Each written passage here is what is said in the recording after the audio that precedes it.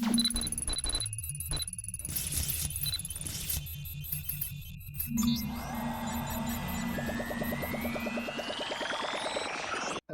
alaikum wa rahmatullahi wa barakatuh. Wannan shi ne bidiyo namu na 23 a cikin wannan series da muke yi mai suna koyi Power BI. Kamar yadda na faɗa insha Allahu zai bayani akan Power BI tun daga farko har zuwa gwargwado abin da ya kamata a ce mutum ya sani a ciki.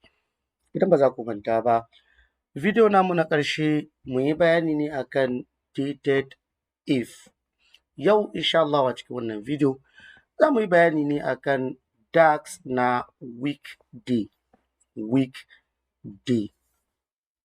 Me wannan dax ɗin yake ko wannan function ɗin yake yi? Abin da weekday yake yi yana maka returning number ne na particular date da kake da shi. Muna da day misali Sunday, Monday, Tuesday, Wednesday da sauransu. So idan ka yi amfani da wannan weekday function ɗin zai maka returning meye number wannan day ɗin da kake so ka sani number nawa ne. By default weekdays suna farawa from Sunday. So Sunday is 1, Monday is 2, Tuesday is 3, Wednesday is 4, Thursday is 5, Friday is 6, then Saturday is 7. So 1 to 7 started from what? From Sunday. By default wannan weekday function abin da yake kenan. So idan kai amfani da shi sai maka returning 2, it means Monday ne. In ya maka returning 3, it means Tuesday ne. In ya maka returning 4, it means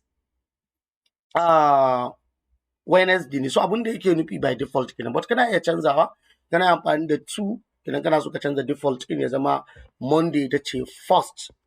Da haka week ɗinka zai fara from Monday to Sunday instead of Sunday to Saturday. So duka kana iya canzawa yadda kake so. So bari mu ga yadda wannan function ɗin yake aiki. So let me click on new column.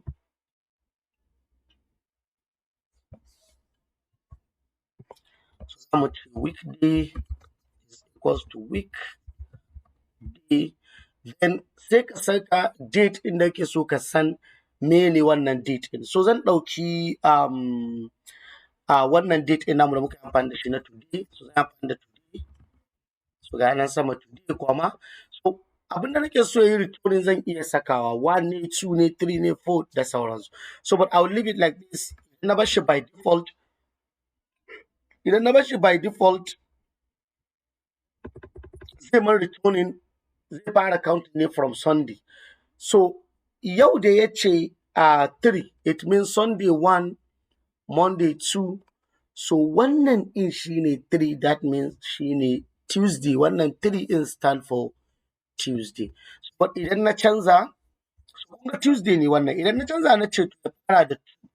So wannan 3 ɗin za ta dawo 2 because Monday is 1, then Tuesday is what? Is 2. So zai dawo 2 instead of 3. Kun ga na canza return in instead of 1 da yake default da sauransu. So abinda wannan weekday ɗin yake yi kenan a cikin Power BI. Shi wannan yana da amfani sosai, especially lokacin da aka baka count of days baka san sunayensu ba kana so ka san sunayensu. So za ka yi amfani da wannan domin kasancewa 1 stand for Sunday, 2 stand for Monday, 3 stand for this. Sai ka gano wannan ka san sunayen days naka da sauransu. Wannan shine abin da wannan function yake yi kuma nan za mu tsaya insha Allah.